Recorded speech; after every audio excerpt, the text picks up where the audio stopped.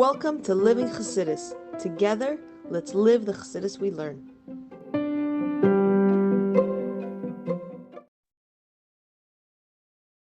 Good morning, everybody, and welcome to Chassidus in the Morning. 15 minutes to change a life.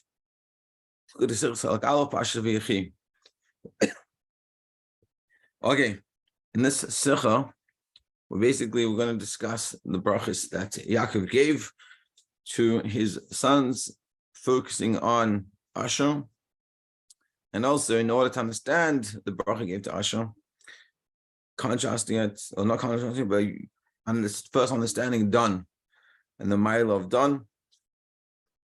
Well, I will understand. And also we're going to discuss some points we've said in the past. Very interesting. Okay, let's get straight into it. Vayechi. The blessing that Yaakov gave. It's been Asher here. What's the blessing that Hashem gave Asher? I mean that Yaakov gave Asher. Me Asher Shamna Lachmi. Shmeina Lachmi. From Asher will be plentiful his bread. A lot of bread, a lot of kashmos.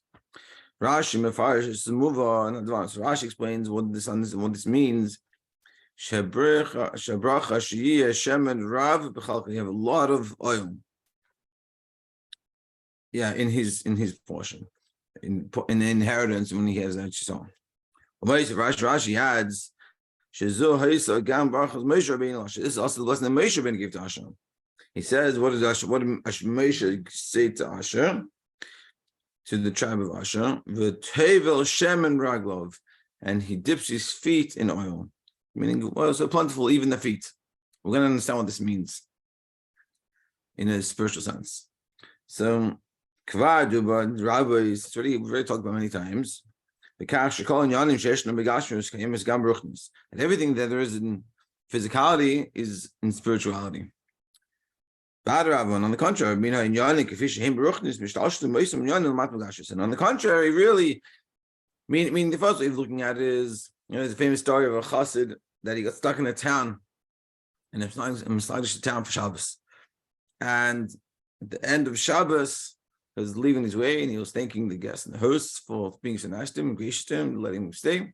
So he said to him, "No, how was it?" So he goes, "It was beautiful.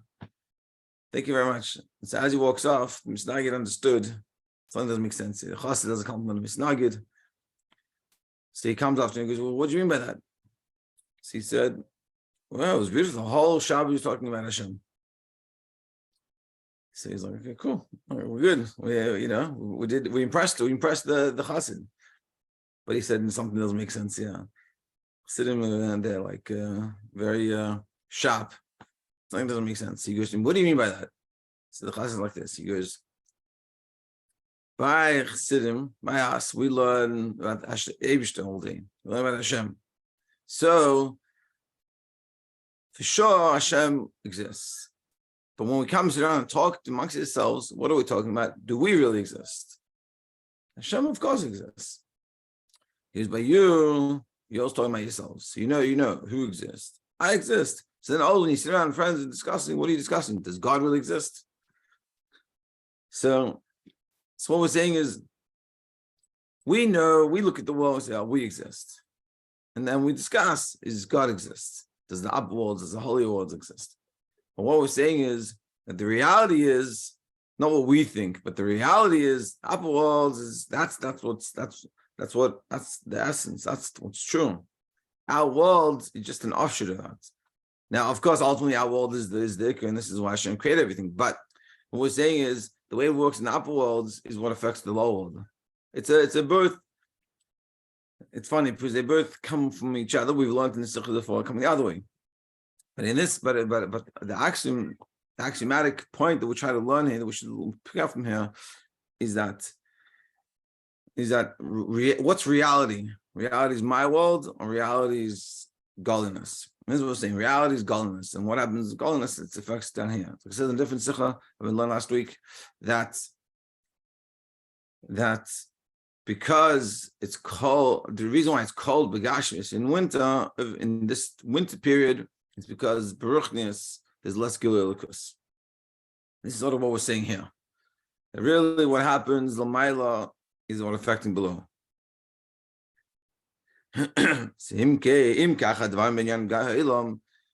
if this is just talking about physical things in the world that are being affected or coming about because of what happens spiritually, how much more so, even more so things of Torah, that they are Baruchnius. Because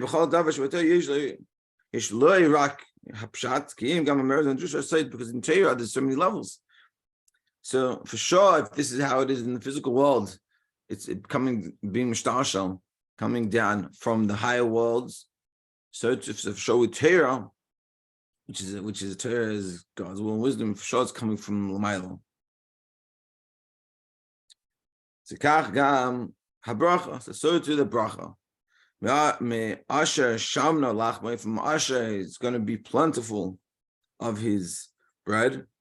So v'chein v'tevel Shemar, so too dipping his feet in oil, like Moshe said.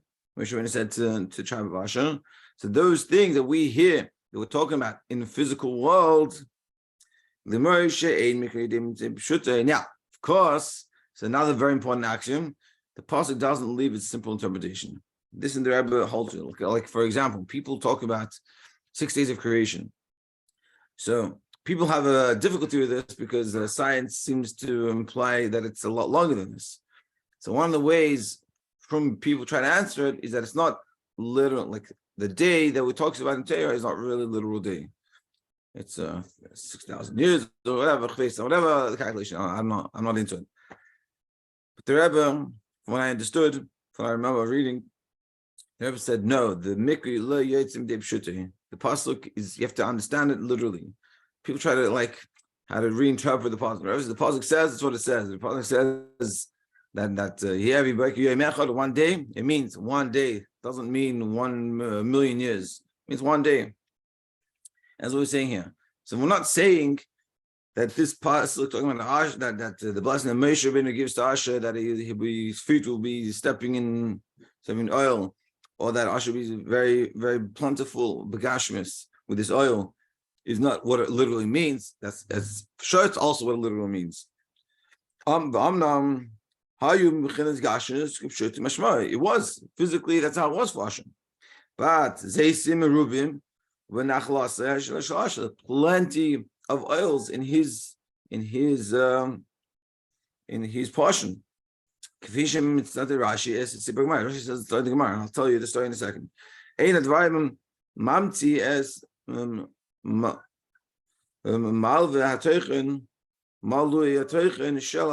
doesn't take out, on the other hand, the fullness of the pasuk.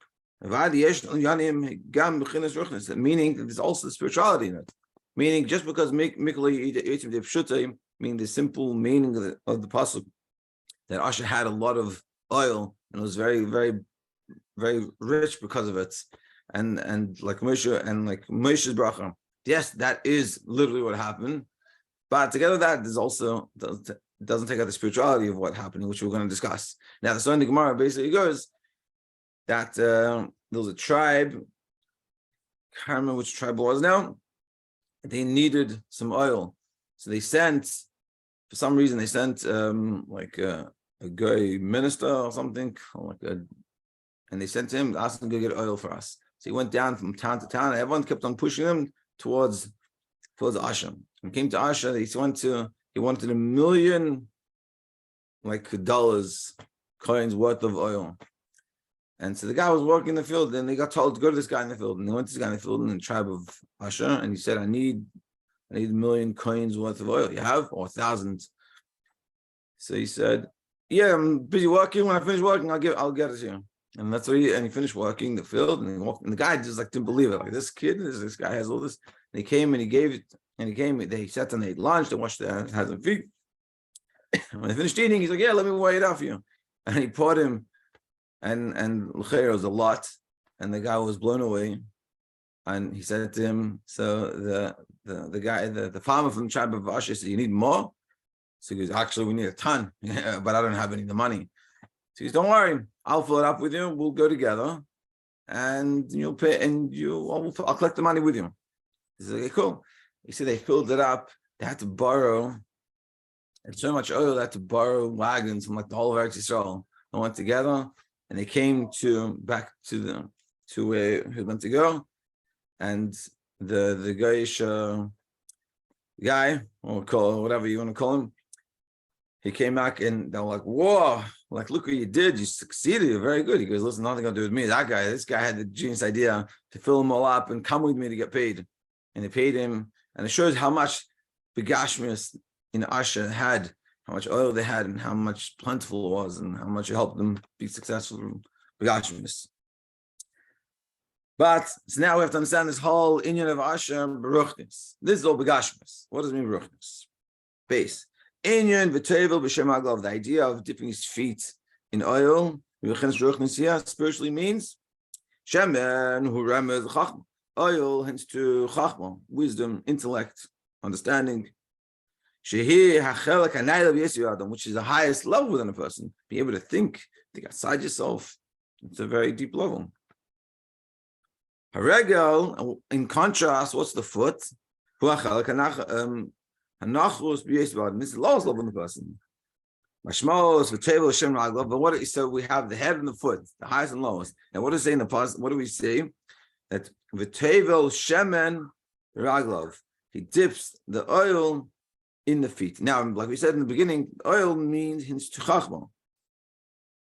So we're taking the chachma, and the feet are dipping themselves into the chachma. What does that mean? Him sharega mishtamesh b'shemen. That the foot is using the oil. Kalaymar, meaning limroish and b'chinas chitzenis. Even though externally you'd say the feet are the lowest level, but together with that there is within the feet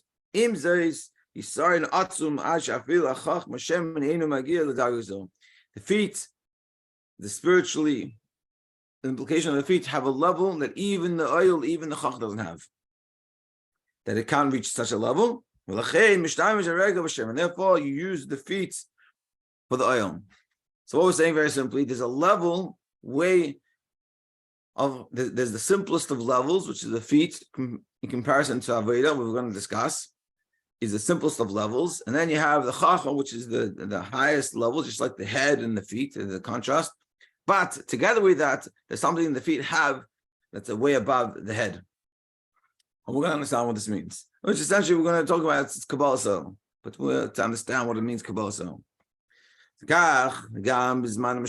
too, Mashiach's times, Yam Ragla Bayemahu al Har Zisim. And what it says about Mashiach's time, that will stand on the feet on that day on the mountain of Zisim.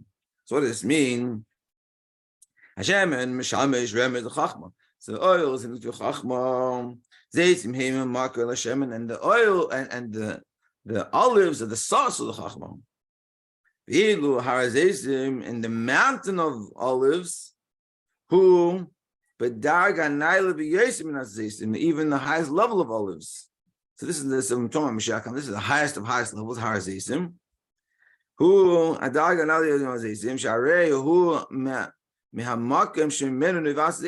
is the source of where the olives come from, Har Zeisim. So move on, but it's understood. Even though it's showing us Har Zeisim at a very high level, nevertheless, what do we say? That the feet will stand on top of Har Zeisim. So even they have Har Zeisim, which is the highest of levels, which is the source of all the olives, which is the source of all the oil. You have the feet standing on top of Har Zeisim. That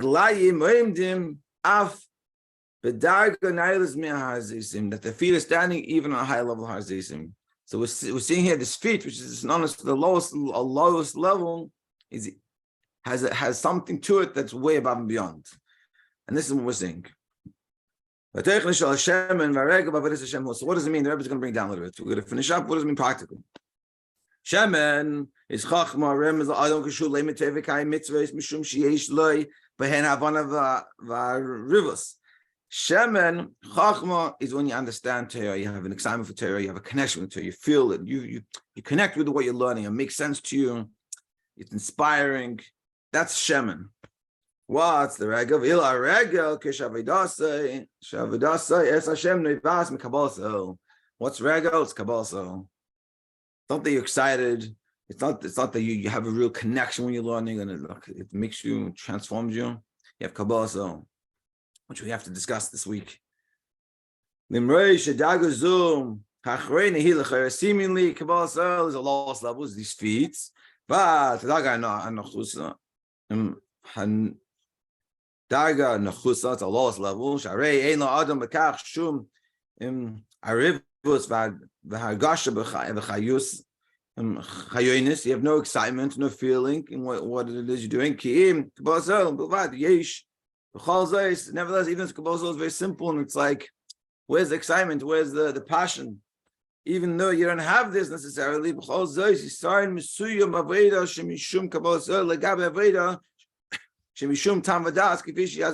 to explain, there's a specialness of the Avodah of Kabolas during the Avodah of understanding, Tamadas.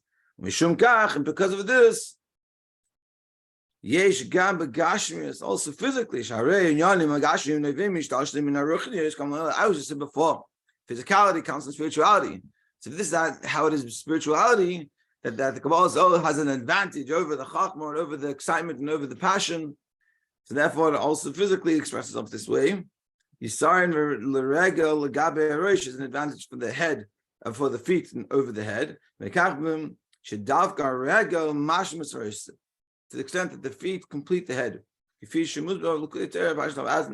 Pashas Nitzavim, that and then we see physically the feet, as much as just the feet, and if in Chas Shalom, a person loses their feet, it's not the end of the world. It's very painful and very not good. But if you lose your head, you lost everything. But together with that, the feet without the head without the feet, it can't go anywhere. And this is what we're going to, as we're discussing in terms of Kabolas, there's understanding Torah and connecting with Torah, and there's Torah doing with Kabolas. Kabolas, seemingly, that's the worst level. I would not want to do anything with Kabolas. It's too much better in a relationship to have Kabolas. What's better, Kabolas or understanding, connecting? What we're going to discuss this week is really that there's something special about Kabolas in the relationship with us and Hashem. In the mitzvahs, and also in you could say interpersonal relationships. Having Kabolas is also very important, and it's something special about it to be discussed tomorrow. Mitzvah Hashem. Have a great day, everybody.